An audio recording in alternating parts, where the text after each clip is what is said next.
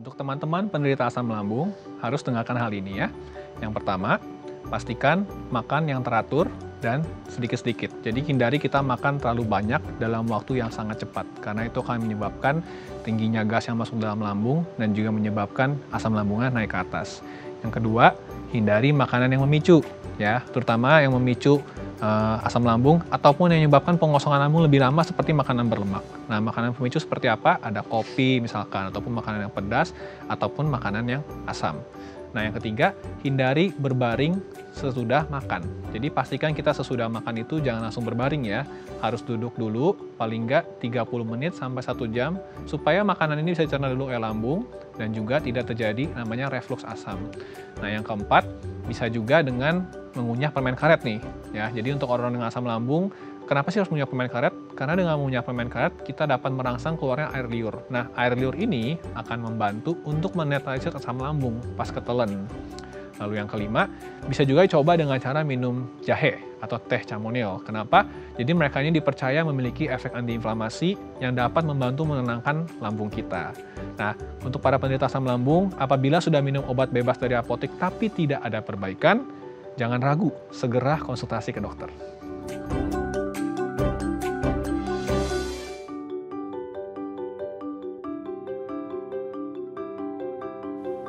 Halo pemirsa, apa kabar Anda hari ini? Senang sekali saya Raden Matias dapat kembali menemani Anda dalam sebuah program tools yang inspiratif nih, dia Bincang Sehati.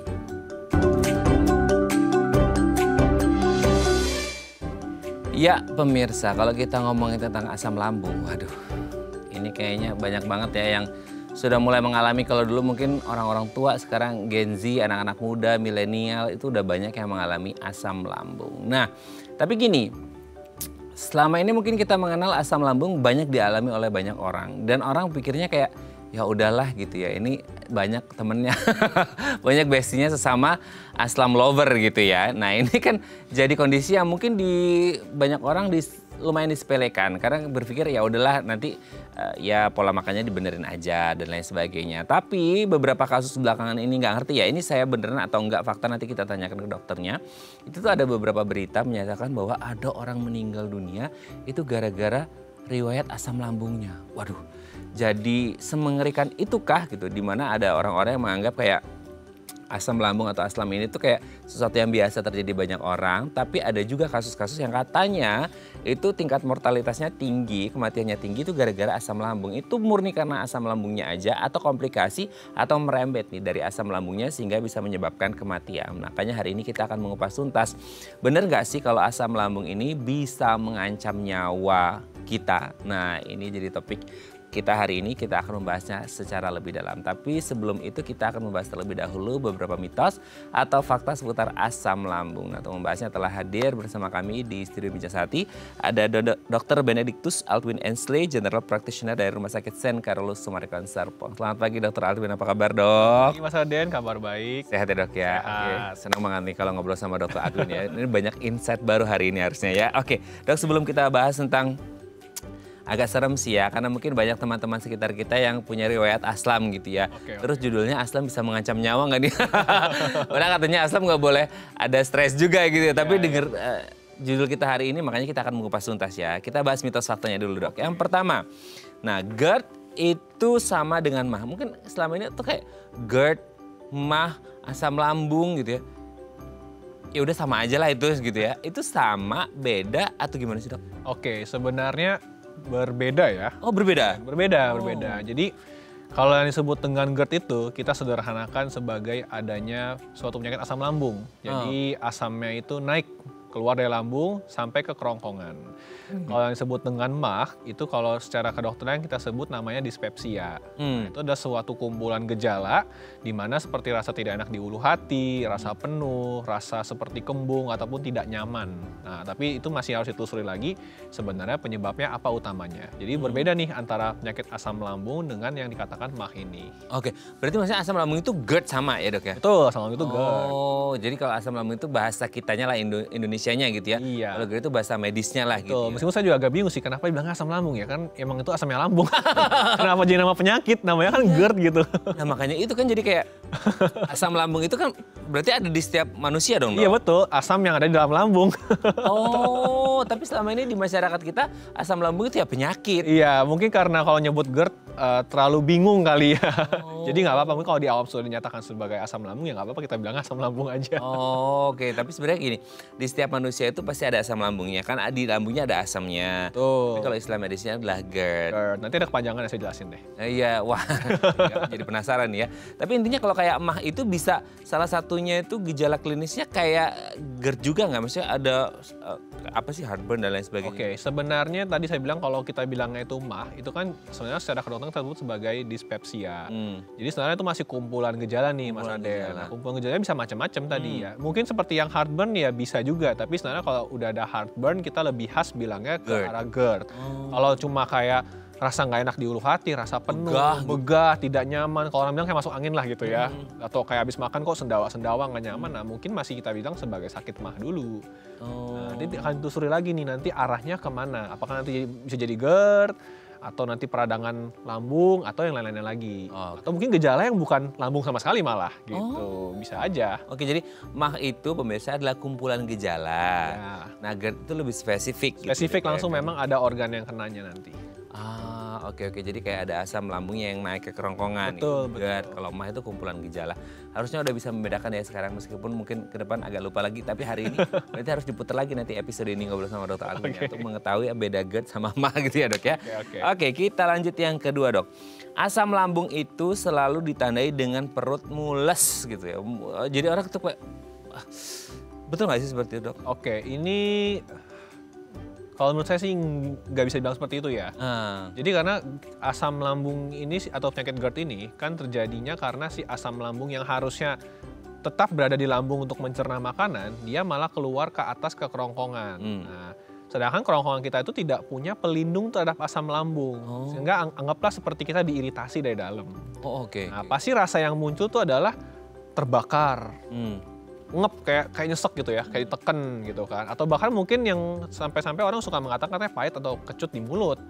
Gitu. Jadi sebenarnya bukan mules. Kalau mules itu biasanya adalah gangguan pada motilitas usus justru.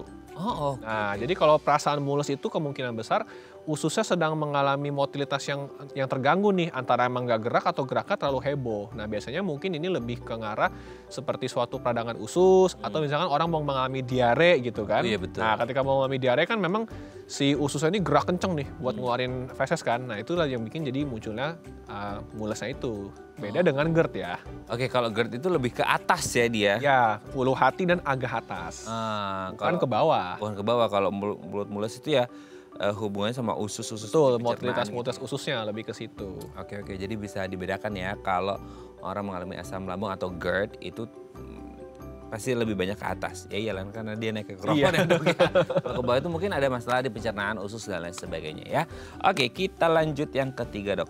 Asam lambung hanya diderita oleh orang yang nggak sehat. Jadi selama ini mungkin kita ngelihat kayak, oh dia ada riwayat ini dan lain sebagainya. Kalau dia ada penyakit GERD atau asam lambung ya itu udah normal. Tapi kalau ada orang kayak dia nggak ada riwayat penyakit apapun, tiba-tiba GERD, nggak mungkin deh kayaknya. Nah itu gimana tuh dok? Oke, ini salah. Semua orang bisa kena GERD ya. Sehat yang sehat. Kayak sehat bener sehat gitu bisa? Betul bisa. Karena GERD ini adalah penyakit yang sebenarnya dipicu. Nah, dipicunya pun sebenarnya kita nggak bisa nyalain satu hal doang ya Mas Arden ya. Jadi ada banyak faktor-faktor yang kita sebut sebagai faktor resiko penyebab GERD. Sebagai salah satu contohnya paling gampang mungkin karena orangnya obesitas. Nah, sebenarnya kan orang obesitas kan bisa aja tetap sehat kan, tapi dia mengalami obesitas. Nah, itu salah satu faktor resiko yang juga bisa mencetus terjadinya GERD. Gitu, itu salah satu. Atau misalkan seorang perokok gitu kan, yang bukan berarti perokok sehat ya. Cuma let's say dia lagi dalam kondisi sehat, tidak sedang ada penyakit apapun, tapi dia seorang perokok, itu juga faktor resiko menjadi GERD. Gitu. Jadi orang-orang yang tadinya sehat walafiat nggak ada apa-apa, tapi dia mungkin mengalami faktor resiko gitu kan, atau mungkin karena gaya hidupnya, bisa akan suatu saat mengalami GERD nantinya. Nah, tuh. Ini bukan mendoakan. Jadi satu faktor resiko yang kalau faktor risiko harusnya yang modifiable ya harus bisa dihindari ya. Rokok jangan gitu ya. Jadi tidak mengganggu lambung dan tidak mengganggu dompet Anda. Oke dok, kita lanjut yang keempat ya. selalu muntah saat asam lambung naik. Oke. Nah, itu kan kayak mungkin ada orang ngerasa kayak, dok kenapa ya pas asam lambung naik itu kayak ada perasaan mual sehingga tendensi untuk muntah itu tinggi. Betul nggak? Oke, itu ada betulnya. Jadi karena seperti kita tahu, lambung itu dengan kerongkongan ada pemisahnya. Ya, ada namanya sphincter kita sebutnya, atau semacam katup ya, katup. Dia akan menutup supaya mencegah isi lambung jangan naik ke atas. Nah, pada kondisi orang yang mengalami GERD, si katupnya ini mengalami kelemahan. Nah, karena mengalami kelemahan, isi lambungnya itu bisa naik ke atas. Nah, mungkin awalnya cuma asam, tapi ternyata nanti mungkin tekanannya terlalu tinggi, beserta dengan isi makan, akhirnya tercetuslah refleks muntah jadinya. Terutama kalau asamnya udah sampai ke ini ya, kerongkongan belakang ya, itu kan ada rangsangan refleks muntah di situ tuh. Nah, itu kalau nyentuh satu itu lama-lama nanti jadi muntah juga akhirnya. Gitu. Itu gara-gara dorongan aja atau ada faktor yang lain juga? Mungkin orang pikir ada angin gitu kan orang Indonesia kan gitu. Ada angin betul juga. Oh betul? Betul juga, cuma sebenarnya yang kita bilang utamanya adalah karena si sphincternya ini lemah. Nah, tapi apa sih yang nyebabin sphincter lemah? Nah, ini ada banyak nanti nih faktor-faktornya. Salah satunya angin benar. Oh gitu? Iya benar angin. Sebenarnya saya akhirnya plus dong. Ternyata benar ya, nanti kita bahas lebih mendalam ya. Oke, kita lihat yang terakhir dok. Asam lambung naik sesekali itu nggak masalah. Mungkin nggak masalah tapi nggak enak banget, nggak nyaman banget ya. Betul nggak sih kalau sesekali naik itu nggak ya normal-normal aja tuh gimana? Ya kalau masih sesekali kita bilang nggak masalah sih ya oke lah ya, oke lah ya gitu kan. Apa namanya? Tapi sebenarnya sebisa mungkin asam lambung tuh jangan sampai naik. Kenapa? Karena kerongkongan kita itu tidak punya ataupun jenis sel dindingnya tuh berbeda dengan dinding lambung. Dinding lambung memang diciptakan dari sananya dia memiliki lapisan yang sangat-sangat kuat untuk menahan diri terhadap si sifat korosif dari si asam lambung. Sedangkan organ kita yang lain, terutama kerongkongan, itu tidak punya perlindungan itu. Jadi kalau dia kena, sebenarnya akan terjadi iritasi. Dan kalau iritasinya jangka panjang, nanti akan jadi masalah komplikasi baru. Gitu. Mungkin kalau sekali-sekali ya kita tapi tetap harus cari tahu ya, kenapa nih saya mulai sering-sering ada gejala-gejala seperti itu. Gitu. Tapi kalau emang masih sangat-sangat jarang, kalau dibilang nggak apa-apa, ya nggak apa-apa. Cuma secara teoritis ya, harusnya sih jangan sampai naik asam lambungnya. Ya itulah gunanya si sphincter ini, jangan sampai dia lewat. Karena kalau dia lewat, dia mengiritasi dan nanti muncul komplikasi baru sebenarnya. Takutnya si katupnya ini kalau kita sesekali nggak apa-apa, nanti takutnya lost doll ya dia. Betul, mungkin kita udah ada suatu faktor resiko nih yang tadinya sebenarnya modifiable, tapi kita tidak melakukan apa-apa terhadap hal itu. Dari tadinya mungkin sekali-sekali, nanti malah jadi makin parah, iya. Jadi harus hati-hati juga. Gini, normalnya itu tidak boleh ya, tidak harusnya ada. Sih jangan. Gitu. Karena tadi saya bilang sel di dindingnya itu berbeda, dia tidak punya proteksi terhadap asam lambungnya. Gitu. Jadi kalau mungkin pernah sesekali naik, nah Anda harus curiga nih, mungkin ada faktor risiko yang Anda langgar di situ. Betul. Gitu ya. Dan harus kalau bisa dimodifikasi, ya segera dimodifikasi gitu ya. Oke, terima kasih Dr. Aldwin sudah terjawab mitos faktanya. Nanti kita lanjut ngomongin benar nggak sih kalau asam lambung ini bisa mengancam nyawa. Wah, serem banget ya. Kami akan kembali saat lagi, tetap bersama kami di Bincang Sati.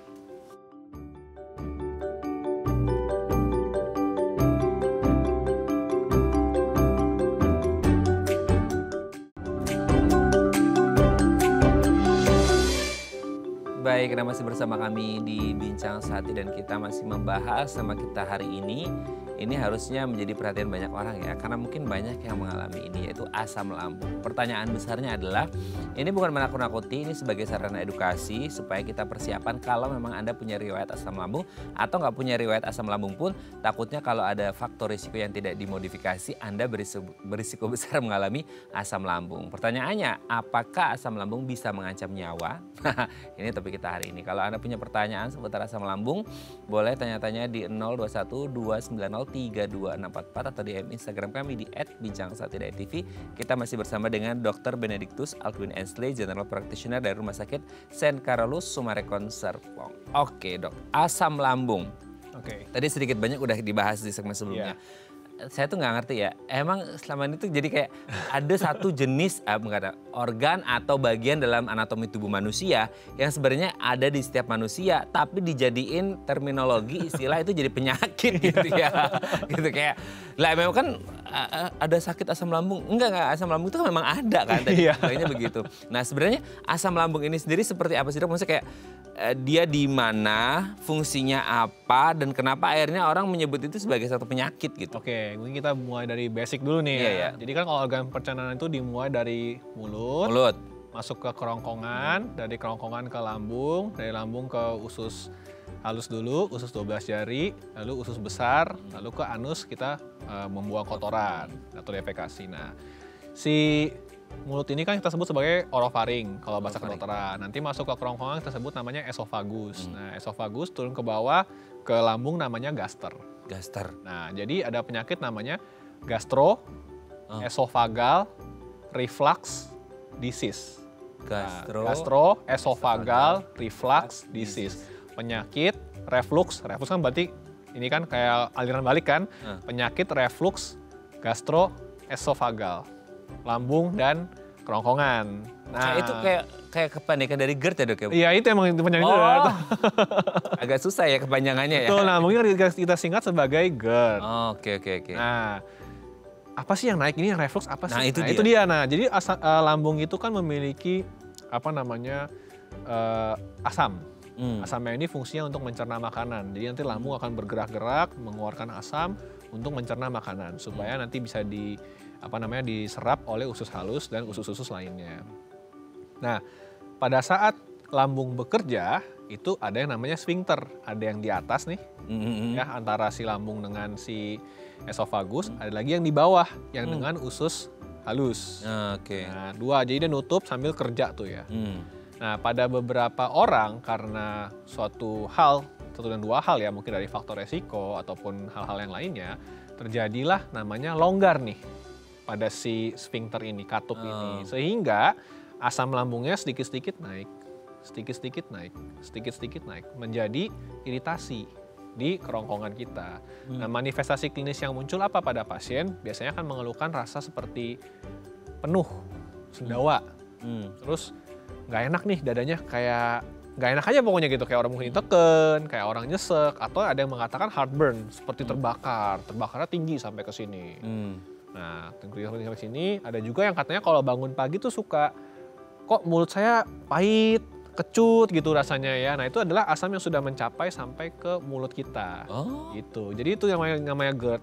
Nah, mungkin karena terminologinya terlalu membingungkan ya, GERD, terus panjang banget, reflux disease, akhirnya mungkin dikatakan, udah kita sebut aja asam lambungnya, gitu, asam lambungnya naik misalkan. Jadi kan nyebutnya penyakit asam lambung. Oke, gini, berarti kan ada si asam lambung itu yang naik melintasi si katupnya. Gitu Iya. Ya? Nah, pertanyaan besarnya, kalau si asam lambung itu si asam ini harusnya ada di lambung, apa yang membuat asamnya bisa naik? Apakah semata-mata gara-gara katupnya yang longgar? Berarti kalau katup, gini, ibarat kata ini katup gitu ya, Dok ya. Ini asam lambungnya. Berarti kalau katupnya itu masih kuat, dia ada asam lambung yang neken-neken, dia gak akan keluar atau gimana? Tapi kenapa si asam lambungnya itu bisa naik gitu ya, Dok? Nah, bisa naik ini ada banyak faktor resiko tadi saya bilang ya. Jadi kita harus mencari tahu faktor resikonya dulu. Salah satunya misalkan tadi saya bilang seperti merokok. Nah, merokok, konsumsi alkohol, konsumsi coklat ya. Oh, coklat? Ya, jadi 3 hal ini katanya dikaitkan dengan kandungan dari mereka ini semua itu dapat mempengaruhi kerja si sphincternya, katupnya. Dikatakan katanya dia dapat melemahkan sehingga membuat si katupnya ini nggak bisa nutup dengan sempurna. Gitu. Jadi pada akhirnya terjadilah GERD itu. Nah, ada juga yang lain, faktor risikonya seperti obesitas. Nah, orang-orang yang obesitas itu kan dia rata-rata sentral ya, jadi lebih banyak lemak di area perut. Nah, biasanya kalau lebih banyak lemak di area perut itu kan tekanan di perutnya agak lebih tinggi. Nah, ketika tekanannya lebih tinggi, jadinya kan pada saat lambung bekerja nih lagi meremas makanan dan juga mencerna, mengeluarkan asam, si lambung ini ruang geraknya kayak susah karena kan tekanannya tinggi. Nah, tekanan yang tinggi itu anggaplah mendorong si katupnya itu. Jadi dari tadinya katupnya rapat nih, akhirnya lama jadi kebuka dikit. Nah, ada juga kita makan makanan yang terlalu asam. Nah, terlalu asam, akhirnya asamnya kebanyakan, mencetus terjadinya iritasi di katupnya juga, lama-lama akhirnya kebuka juga. Nah, tadi satu yang Mas Ardian bilang, angin. Oh iya Ya, angin. ada beberapa orang yang tipenya makan cepet banget. Wah, makan cepet, langsung kunyahnya telan gitu kan. Ketika kita makan terlalu cepat, kita tuh nggak sengaja nelan angin juga loh. Oh gitu? Bener, itu ketelan angin. Bisa ketelan dong? Bisa. Kita ketelan angin yang masuk ke lambung. Nah, sama lagi, lambungnya tekanannya terlalu tinggi, banyak gas. Akhirnya neken ya kebuka juga akhirnya. Dari awal sendawa dia kebuka. Nah ini sama hal dengan orang yang suka minum soda nih. Nah soda itu kan banyak gasnya kan. Dia masuk ke lambung, gasnya nggak bisa keluar kan. Kita habis itu sendawa kan. Iya betul. Lagi sendawa itu tuh kebuka itu. Itu kebuka itu. Oh katupnya? Iya, nah lagi kebuka misalnya kita habis makan terus minum soda. Terus kebuka.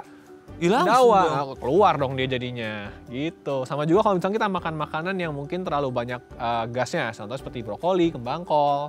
Nah itu kan cukup produksi gas loh ya. Atau kol juga tuh. Nah itu bikin seperti itu nanti jadinya. Gitu. Oh, tuh kan. Jadi hal-hal yang mungkin kayak kita nggak sadari ya dok ya. Iya betul. Orang makan kol, orang minum soda gitu. Minum kopi, ngerokok, makan coklat banyak gitu misalkan. Oh, itu tuh kayak sesuatu hal yang sering kita lakukan, mungkin kita konsumsi yang kita nggak bahwa itu bisa memengaruhi kekuatan si katupnya gitu ya dok ya? Betul. Nah ada juga sih yang bilang faktor hormonal tuh berpengaruh, terutama pada perempuan. Nah faktor hormonal juga berpengaruh. Terus ada juga lagi faktor, kalau itu nggak bisa kita kontrol ya, kalau udah hormonal ya. Ada lagi yang misalkan orang-orang tertentu yang dalam pengobatan, dia minum obat-obatan. Terutama misalkan obat-obatan yang golongan penenang. Atau obat-obatan saraf. Nah obat-obatan saraf dan golongan penenang ini kan sebenarnya fungsinya tuh sedatif ya. Bikin kita tenang, bikin kita relax.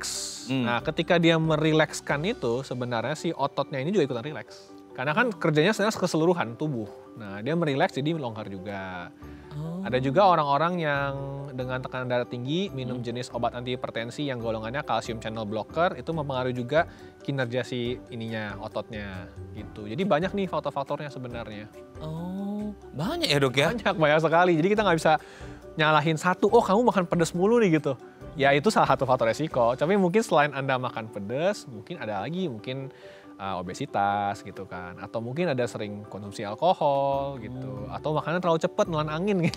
Bukan nelan makanan, nelan angin gitu kan. Baru tahu tuh kita bisa makan angin, selama ini tuh kayak cuman kirain bercandaan aja ya itu. Iya, bisa. Makan apa? Makan angin, bisa juga ya. Bisa, makanya kalau makan jangan cepet-cepet, dikunyah 32 kali, telan pelan-pelan gitu. Jangan hap buru-buru gitu kan. Ada namanya mindful eating ya. Iya betul. Oke dong, nanti kita lanjut lagi ya di segmen selanjutnya. Oke pemirsa, kami akan kembali saat lagi tetap bersama kami di Bincang Saat.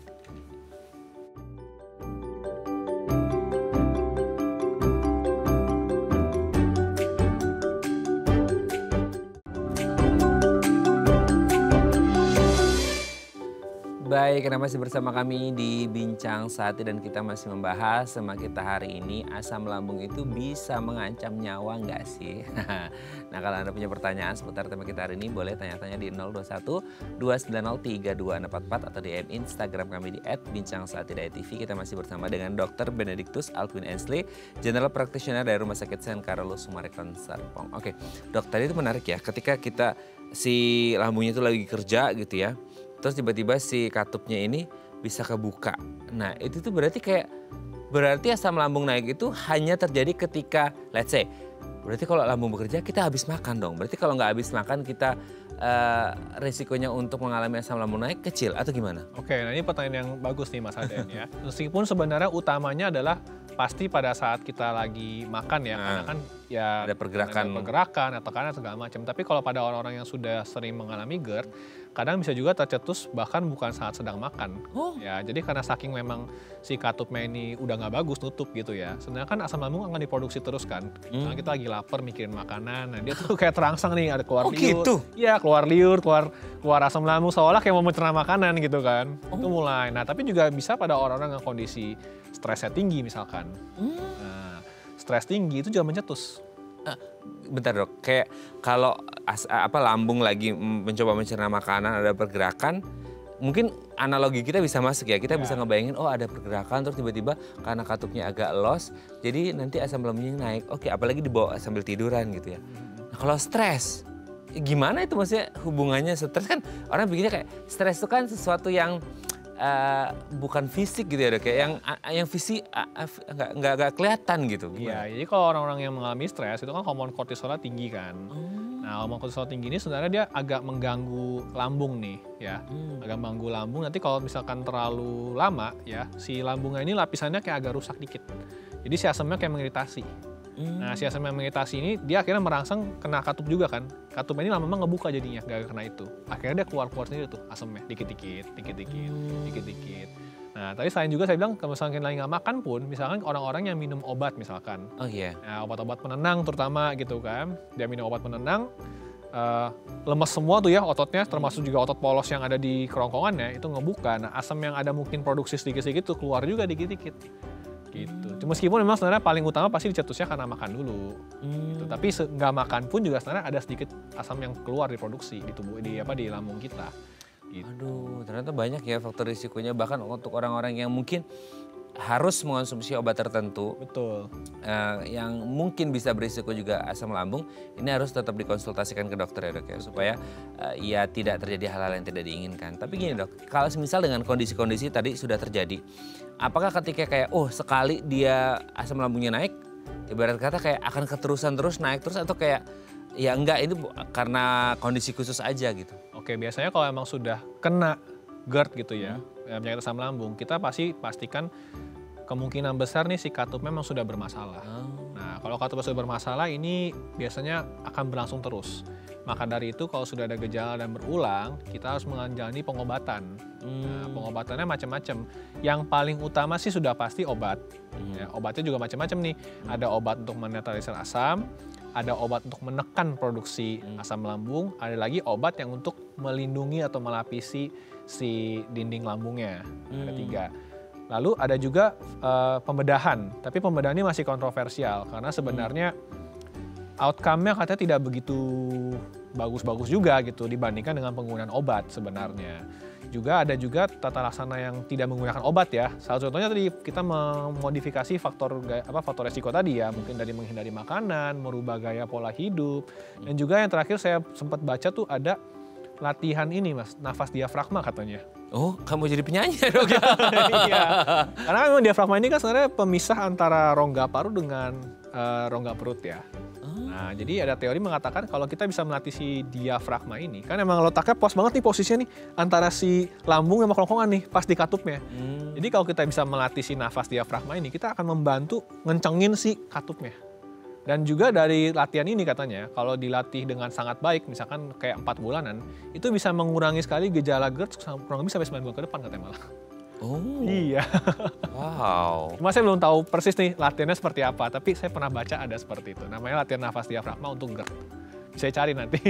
Abis ini saya mau nyari vokal coach. Gitu ya. Tapi gini, sebenarnya kalau mulai muncul gejala-gejala itu, orang nggak sih dok bahwa itu tuh akan menuju ke GERD gitu? Oke, nah ini dia. GERD itu tadi seperti saya bilang ya, gejalanya sebenarnya sih udah khas nih. Ada rasa heartburn, ada rasa sendawa-sendawa, penuh di lambung, terus sering kecut di lidah, asem gitu kan, gak nyaman, terutama bisa habis makan. Tapi ada juga mungkin yang muncul nggak pas lagi makan. Tadi seperti saya bilang itu kan. Nah tapi kita juga harus memperhatikan hal lain nih. Dia letaknya di dada kan gak enaknya. Sedangkan di rongga dada ini juga ada organ lain kan, seperti jantung. Nah kita harus membedakan apakah ini memang saya beneran GERD ya, atau jangan-jangan suatu nyeri dada oleh karena jantung. Nah itu harus bedainnya gimana? Nah bedanya gimana? Jadi sebenarnya kalau nyeri dada khas jantung, itu kita nggak bisa lokalisir Mas Raden. Ya. Sakit. Misalnya tanya dokter sakitnya di mana, kita nggak bisa tunjuk. Oh nggak bisa? Sakit aja. Sakit. Menyeluruh di sekitar ya, dada. seolah seperti seluruh dada kita seperti dihimpit. Nah, beberapa orang ada yang sakit dadanya nembus sampai ke punggung. Ada yang menjalar ke dagu kiri, ada yang menjalar ke tangan kiri. Nah, biasanya disertai seperti rasa sesak nafas juga, dada berdebar-debar, dan keringat dingin berbulu-bulu gede-gede ya. Itu karena respon dari ini kita, simpatis kita, ya, gara-gara serangan jantung. Nah, ngap-ngap dan rasa seperti ingin pingsan. Nah, tapi kalau orang GERD, biasanya dia bisa jelas banget dia tahu nih, nyeseknya tuh di sini nih, kayak segaris gitu loh. Kayak seolah sampai ke tenggorokan. Gitu. Dan juga mungkin disertai dengan sendawa-sendawa, ada riwayat abis makan pedas, abis minum kopi, atau memang lagi stres banget karena pekerjaannya lagi banyak gitu kan. Jadi dia bisa mengetahui spesifik di situ. Gitu. Tapi memang paling baiknya kalau memang nggak ngerti dan nggak tahu langsung ke dokter aja. Karena nanti dokter pun juga harus memeriksa kan, ditanya-tanya dulu, diperiksa pemeriksaan fisik, dan kalaupun diperlukan, kita bisa menyingkirkannya dengan kita lakukan EKG atau rekam jantung. Untuk mastiin aja nih, ini emang nyerinya nyeri di jantung dan karena dada, atau memang nyeri karena GERD gitu. Oh, tapi itu tuh gejala, kan mungkin ada orang kayak ya nggak tahu atau nggak tahu ya. Gitu. Iya. Kayak, itu tuh gejalanya akan menetap terus selama asam lambungnya naik atau ya asam lambung itu naik terus nanti turun ya hilang lagi gejalanya. Jadi selama dia naik-naik terus, dia emang akan mengiritasi dan menimbulkan gejala. Ketika dia udah nggak mengiritasi, ya paling mungkin sisanya kayak kembung-kembung, sendawa-sendawa, itu doang Mas Raden. Jadi pas dia lagi naik-naik terusnya itu yang bikin dia berasa banget. Gitu. Ini pertanyaan lumayan sangat awam ya dok ya. Misal asam lambung yang naik itu, dia bisa turun lagi sendiri atau gini, dia keblok tuh sama katupnya nutup gitu, atau gimana dok? Enggak sih, dia turun-turun. Cuma gini bahayanya. Dia terlanjur naik, tadi saya bilang ya, ke area kerongkongan yang seharusnya tidak boleh dilalui oleh asam lambung. Nah, apa yang terjadi kalau sering terjadi itu? Nah, itu biasanya kita lihat pada saat endoskopi.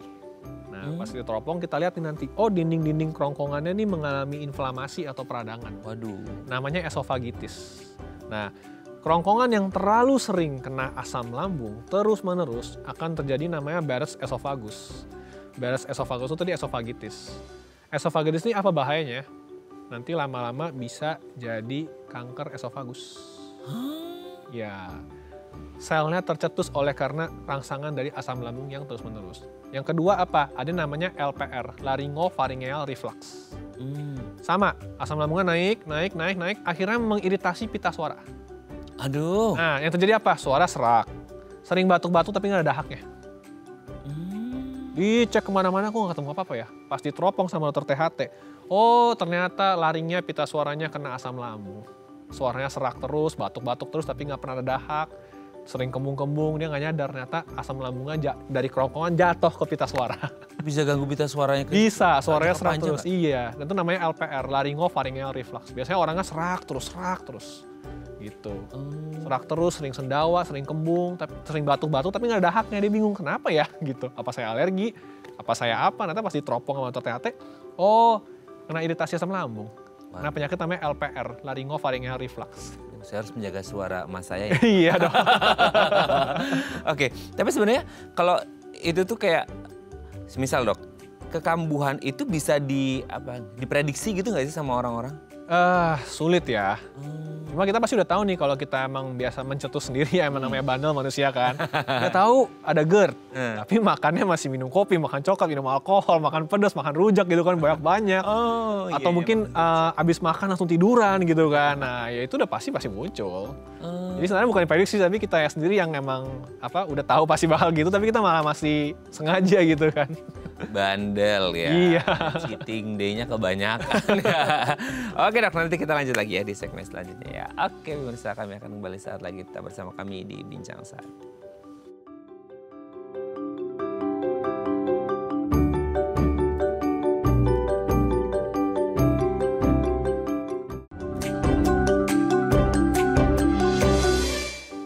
Baik, karena masih bersama kami di Bincang Sate dan kita masih membahas sama kita hari ini, asam lambung itu bisa mengancam nyawa nggak sih? Nah kalau Anda punya pertanyaan seputar tema kita hari ini boleh tanya-tanya di 0212903244 atau DM Instagram kami di @bincangsateday.tv. Kita masih bersama dengan Dr. Benedictus Altwin Ensley, General Practitioner dari Rumah Sakit St. Carlos Summarecon Serpong. Oke, dokter tadi kan sampai ada kemungkinan kalau dia sering terjadi itu ada kanker esofagus ya. Iya. Itu serem banget sih dok.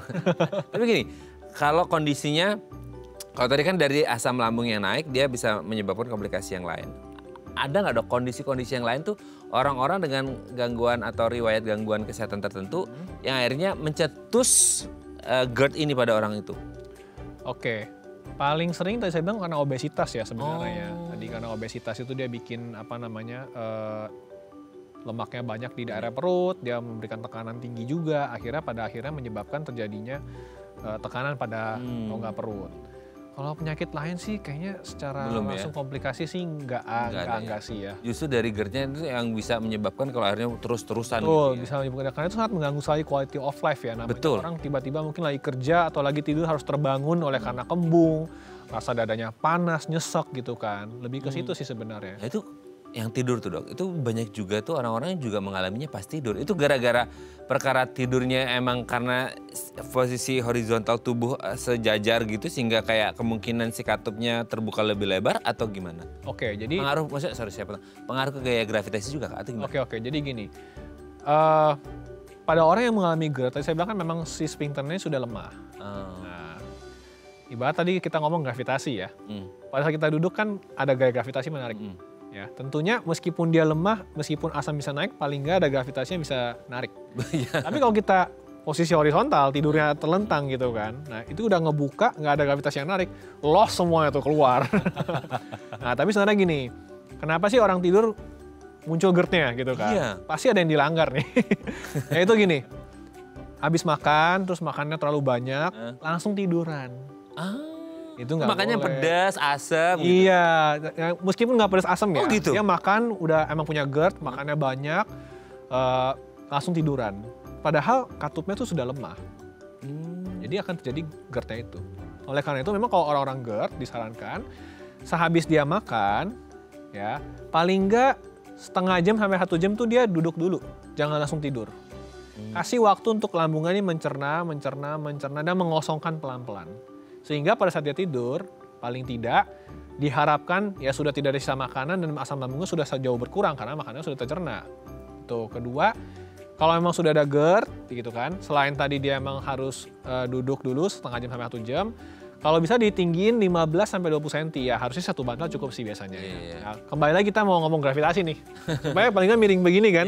Jadi dia agak ketahan gitu loh, nggak bener-bener full banget gitu. Nggak langsung dus. Iya, betul begitu. Sama kayak jalan tol ya, tanpa hambatan. Sama mungkin dihindari nih kalau minuman-minuman soda ya kan, pedes, asam, kopi, coklat ya mungkin harus dikurangi atau dihindari. Bukan berarti tidak boleh sama sekali ya, kalau memang sudah biasa menikmati kopi gitu kan ya nggak masalah, tapi mungkin jangan terlalu banyak atau jangan dekat-dekat jam tidur misalkan, atau jangan saat perut kosong banget gitu. Mungkin udah habis makan siang-siang dikit bolehlah ngopi dikit, nggak masalah gitu. Air putih aja lah ya, Dok ya. Ya, air putih juga boleh tuh, bisa saat lagi malas. Oke Dok, sebelum kita lanjut ini ada DM Instagram kita bacakan ya, ini dari Pak Tony. Dok, jadwal makan yang kadang agak berantakan, kadang ya, berantakan. Nah, kadang agak berantakan bisa pengaruh ke asam lambung kita nggak sih? Atau tergantung dari apa yang dimakan dan yang dilakukan setelah makan? Terima kasih. Nah, jadwal makan nih, Dok. Oke, terima kasih Pak Tony. Jadi jadwal makan tentunya pasti ada pengaruh. Tapi kembali lagi tiap orang kan beda-beda ya, ada yang terbiasa. Bahkan kayak teman-teman kita yang musim waktu berpuasa kan tuh berubah banget kan, tapi toh ada juga yang aman-aman aja kan. Nah, sebenarnya prinsipnya adalah meskipun kalau jadwal makannya berantakan, jangan pas makan tuh langsung banyak. Nah, kadang kita kelaparan banget kan ya. Betul. Karena banyak cepet-cepet saking kelaparannya. Terus jeda lagi lama, terus cepet-cepet lagi kebanyakan gitu kan. Nah, jangan. Jadi meskipun kalau jadwalnya berantakan, mungkin bisa small frequent meal. Oh, Ya, small and frequent meal. dicicil Dicicil aja dikit-dikit. Dan saat langsung makan ya jangan tadi saya bilang itu ya makanan yang terlalu mencetus. Misalkan sayur-sayuran yang terlalu banyak gas kayak kembang kol, kol, brokoli gitu ya. Boleh, tapi jangan banyak-banyak. Gitu kan. Terus yang terlalu pedas, yang terlalu asam gitu kan. Ataupun minum kopinya berlebihan, terlalu banyak. Makan coklat terlalu banyak gitu kan. Dan juga tadi benar juga, sesudah makan juga jangan langsung tiduran. Nah, duduk dulu, diam, berikan waktu pada lambung untuk bisa mencerna makanannya ya, asamnya keluar dulu, makanan dicerna semua udah masuk usus halus baru bisa tiduran. Nah, kadang orang-orang udah jadwal makannya berantakan, langsung makannya kalap gitu ya, banyak, nelan angin juga sama tuh ya, sendawa, minumnya soda, terus habis itu langsung tidur pula gitu kan, karena udah capek segala macem. Jadilah seperti itu. Padahal sebenarnya orang-orang yang teman kita yang muslim yang berpuasa, toh juga sebenarnya mereka aman-aman aja selama ini. Nah, cuma memang untuk yang berpuasa nih ada disarankan kalau sudah memiliki GERD, ya, kalau bisa saat sahurnya diperbanyaknya makanan karbohidrat katanya. Nah, nanti pas lagi bukanya makannya jangan terlalu banyak, secukupnya aja. Tapi pas sahurnya boleh agak banyak tapi karbohidrat katanya, lebih sarankannya karbohidrat. Jadi intinya dikontrol lah ya cara makannya, apa yang dimakan dan apa yang dilakukan setelah makan itu juga penting. Oke, semoga ini bisa menjawab pertanyaan Pak Tony dan semoga sehat selalu. Oke Dok, nanti kita lanjut lagi ya di segmen terakhir ya. Oke pemirsa, kami akan kembali saat lagi tetap bersama kami di Bincang.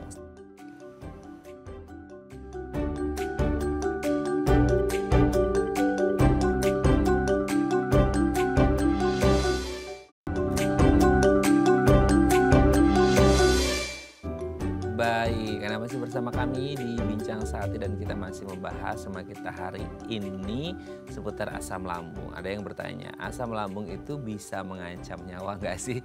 Ini serem banget ya, tapi kita harus tahu nih ini supaya bisa terjawab bisa atau enggak. Atau kayak asam lambung itu bisa menyebabkan komplikasi betul tapi mengancam nyawa belum tentu, nanti kita bahas ya. Kita masih bersama dengan Dr. Benedictus Altwin Ensley, General Practitioner dari Rumah Sakit St. Carolus Summarecon Serpong. Oke dok, kita lanjut lagi. Tapi kalau kita ngomongin kayak belakang ini ya dok ya, itu kan ada orang yang bilang kayak aduh ini nih bisa mengancam nyawa loh gitu. Ada orang meninggal gara-gara asam lambung, betul nggak sih dok? Tidak betul ya, karena tadi seperti kita sudah bahas dari awal sampai sekarang ini kan dari alur organnya, bagaimana terjadi penyakitnya, dan juga efek-efeknya apa saja kan. Nah tapi mungkin gini loh, mungkin dia anggap itu lagi sakit asam lambung. Padahal mungkin serangan jantung. Nah tadi makanya sudah saya bilang kan, sama-sama nih di area-area sini nih sakitnya nih. Rasanya nyesaknya juga mirip-mirip gitu kan. Cuma kita harus lebih tahu khasnya. Kalau nyeri dada yang karena jantung, kita nggak bisa tunjuk di mana. Kalau memang karena GERD atau karena sakit ulu hati karena lambung, itu titiknya tahu, oh di sini pas gitu, pasti sakitnya di sini. Atau panas di sini doang. Tapi kalau orang dengan nyeri dada karena jantung, di sini, area sini nggak tahu di mana, nggak bisa tunjuk. Wah sakit, kayak ditindih, nyesek napas, bahkan mungkin bisa tembus ke punggung, bisa menjalar ke leher, bisa menjalar ke tangan. Nah itu jangan-jangan, terus ada keringat dingin juga ya, gemeteran, nah jangan-jangan itu serangan jantung. Cuma mungkin orang taunya selama ini sering ada GERD juga gitu kan, dia pikir ada itu. Makanya ada baiknya kalau kita sering-sering ada GERD pun, ataupun kita nggak yakin nih GERD atau serangan atau lagi sakit dari jantung gitu ya, periksakan ke dokter. Nanti harus akan diperiksa macam-macam, dilihat lagi. Karena takutnya ya mungkin yang dijaga GERD, jangan-jangan emang serangan jantung gitu kan. Oke dok, sebelum kita lanjut, ini ada penelpon, kita sapa terlebih dahulu ya. Halo, selamat pagi, dengan siapa, di mana? Selamat pagi semuanya, sehat-sehat semua. Saya Yeti dari Surabaya. Ibu Yeti di Surabaya, pripun kabar Ibu? Sehat. Gimana di sana? Sehat masih banjir? Juga. Terima kasih Bu Yeti. Bu Yeti mau tanya apa ke Dr. Altwin? Silakan. Ya gini, saya mau tanya yang pertama, apakah asam lambung ini istilahnya itu tadi bilang semestinya bukan penyakit ya, memang sudah setiap manusia itu punya asam lambung. Apakah bisa menurun? Itu yang pertama. Yang kedua, kalau misalkan kita sering bersendawa, itu apakah bagus? Apakah ini ya itu sudah mulai dari gejala yang ke asam lambung itu tadi gitu.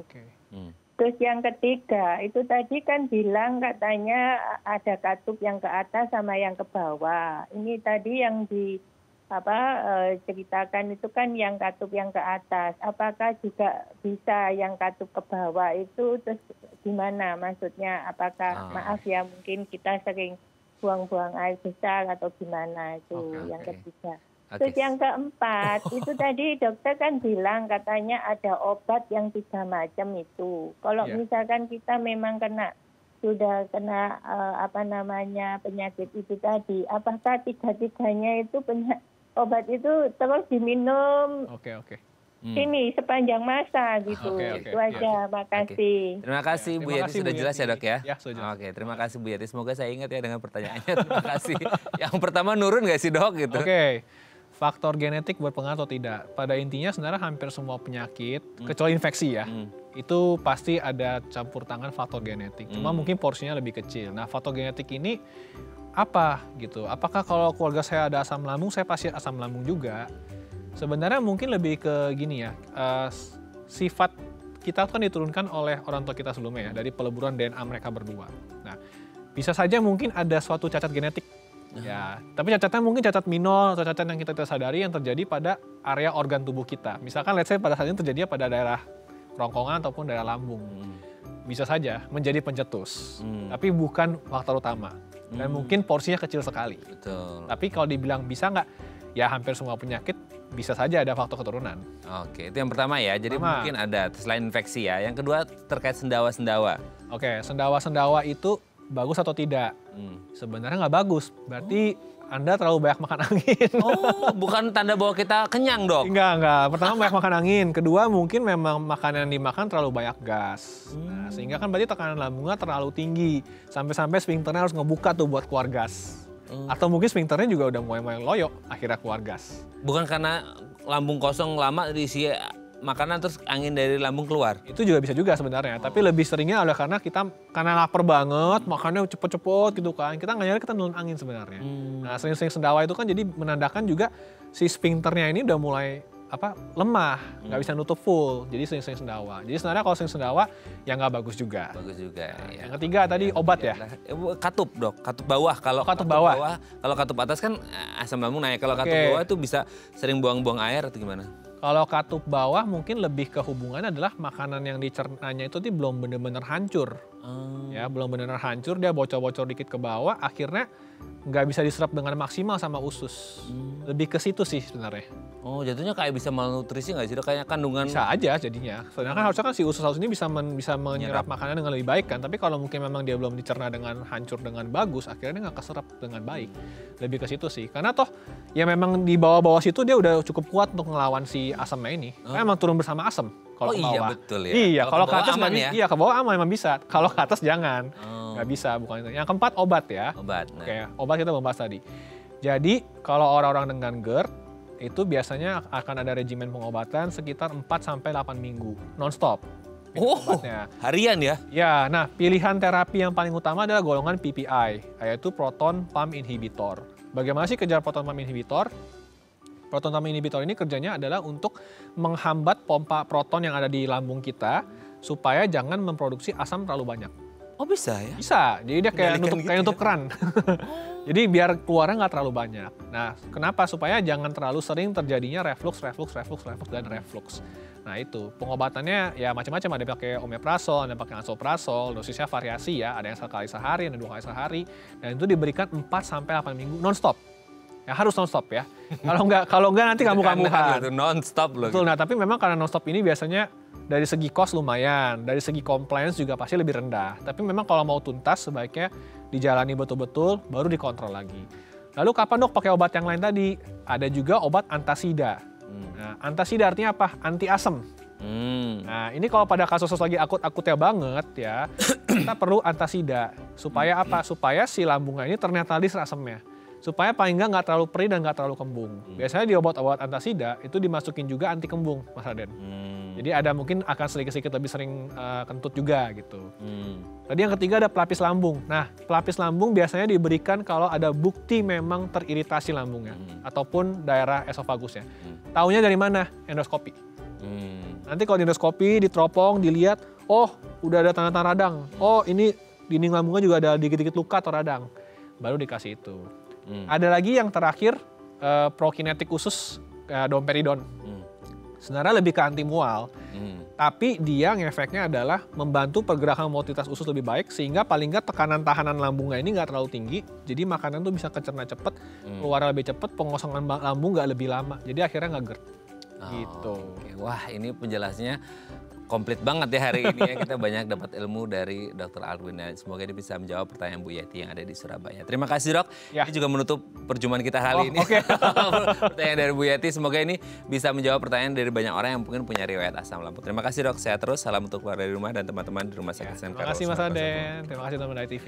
Oke pemirsa, itu dari perbincangan kita dengan Dr. Alwin. Semoga bermanfaat ya. Dan jangan lupa untuk terus menyaksikan konten-konten inspiratif kami di platform The Eye Plus. Saya Raden Matlias pamit, sampai jumpa dan selamat kembali beraktivitas di hari Selasa yang indah ini. Dan ingat, jaga kesehatan Anda, jaga kesehatan lambung Anda supaya asam lambungnya nggak naik. Abis makan jangan langsung bobo ya, ngobrol dulu sama pasangan Anda. Sampai jumpa.